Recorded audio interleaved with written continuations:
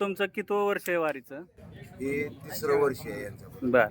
काय वाटतं अनुभव तुम्हाला? कशा पद्धतीने वारीची वाटचाल सुरू आहे? भरपूर आनंद वाटतो वारीत येताना. असं एक कुटुंब म्हणून सगळी एका जीवानी एका घरातल्यासारखी वागत येतपर्यंत येतात, पंढरपुरापर्यंत जातात. पंढरपुरात तिथं गेल्यावर सगळ्यांना असं वाटतं की आपल्या कुटुंबच फुटल्यागत वाटतं आणि प्रत्येकाच्या डोळ्यातनं अश्रूच येतात, अक्षरशः अश्रू येतात.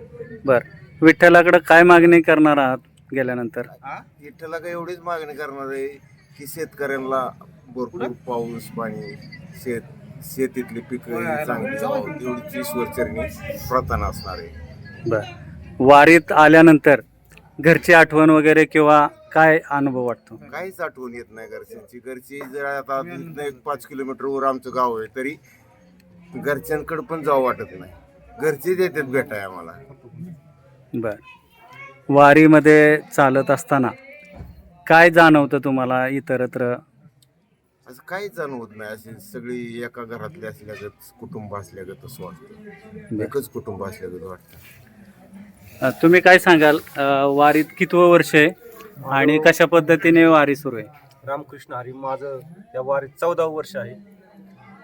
माऊलींच्या बरोबर 12 वर्ष झाली आणि सोपान काकांबरोबर हे 3रं वर्ष आहे.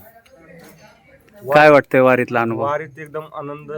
वर्षभर जो आपण काम करतो तो सगळा विसर पडून, संसाराचा विसर पडून फक्त भक्तिमय वातावरणात पंढरपूरकडे विठ्ठलाकडे जाण्याची एक ओढ लागलेली असते. विठ्ठलाकडे काय मागणी करणार आहात? विठ्ठलाकडे एकच मागणं आहे की ह्या वर्षी जरा बारामती तालुक्यात पाऊस कमी, तो पाऊस पाणी होऊन शेतकऱ्यांचं उत्पन्न वाढून शेतकरी समाधानी झाला पाहिजे. दादासाहेब, तुम्ही मला सांगा, वारी का करावी असं वाटतंय तुम्हाला?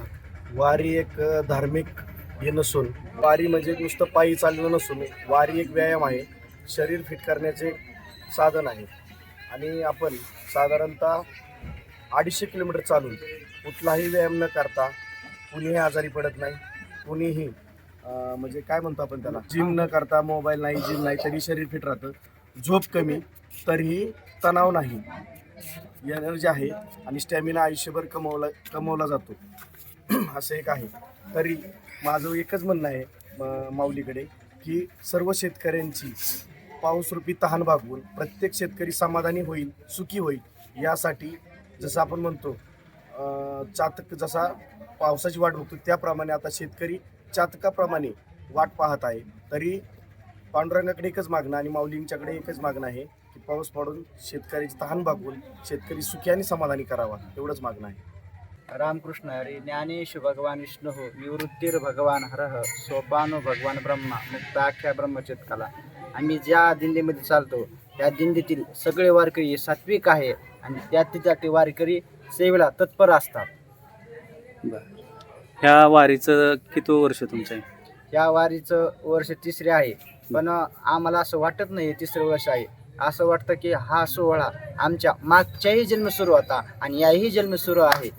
जन्मजन्मी आम्ही बहुपुण्य केले तेव्हा या विठ्ठली कृपा केली. शांती ब्रह्म एकनाथ महाराज सुंदर उदाहरण देतात की जन्मजन्मी आम्ही बहुपुण्य केले तेव्हा या विठ्ठली कृपा केली.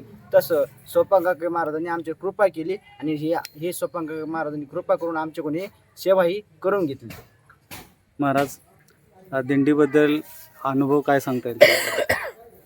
दिंडीबद्दल सांगायचं म्हणजे आपल्या या वारकरी संप्रदायात आणि पूर्वीपासून चालत आलेला आपला हा भागवत धर्म, या धार्मिक कार्य आपण त्याला म्हणतो हे का नाही. व्यावहारिक कार्य आणि आध्यात्मिक कार्य अशी 2 कामं असतात आणि त्यामध्ये व्यावहारिक कार्यापेक्षा या आध्यात्मिक कार्याला थोडी जास्त महत्त्व प्रत्येकजण देतो. आणि या आध्यात्मिक कामामध्ये 3 प्रकारचे साधना सांगितलेले आहेत माणसाला. एक कायिक, एक मानसिक आणि एक वाचिक. कायिक म्हणजे शरीराने केलेली साधना, वाचिक म्हणजे आपल्या तोंडाने आपण बोलतोच ना, या बोलण्यातून केलेली साधना, आणि मानसिक म्हणजे मनानं केलेली. तर ह्या 3ही साधनेसाठी आपल्याला घरी वेगवेगळे कामं करावं लागतात. शरीराची सेवा होण्यासाठी आईवडिलांची सेवा करावं लागते, मनाची सेवा होण्यासाठी जप करत बसावं लागतं माळ घेऊन, आणि वाचेची सेवा होण्यासाठी काहीतरी ग्रंथ वाचन भजन करावं लागतं. पण या वारीचं महत्त्व असं आहे, इथं 3ही प्रकारची सेवा एका वाटेवर घडते. पण पायाने चालतो म्हणजे शरीराची सेवा होती, कायिक सेवा देवाची, आणि मनाने आपण भगवंताच्या भजनात रमलेलो असतो म्हणून मानसिक सेवा, वाचने आपण भजन म्हणतो म्हणून वाचिक सेवा. अशी सगळ्या प्रकारच्या साधना वारीत घडतात. म्हणून तुकोबराय म्हणतात, सोपे वर मा सांगितले संती, टाळ दिंडी हाती घेऊन नाचा. जय हरी. काय सांगाल महाराज? हेच की वारी ही जीवनात आपल्याला खूप महत्त्वाची आहे. कारण की म्हणजे वर्षभराचं जे पुण्य आहे आपण ह्या वारीतनं ते मिळवत असतो. कारण जे लोक वर्षभर आपल्याला ते त्रासलेले, त्यांच्याकडून काही दुष्कर्म जे काही घडत असतं ते ह्या वारीतून म्हणजे ते अंतःकरण किंवा आपलं जे मन आहे ते स्वच्छ होण्याचा एकमेव तुकोबरायांनी सगळ्या संतांनी हा सांगितलेला एकमेव उपाय. महाराज, वारीत आल्यानंतर काय वाटतंय? अतिशय आनंद. अनुभव? संस्कार घडतात किंवा जे झालेले संस्कार आहेत त्याची उजळणी होते, सुसंस्कारित होतो.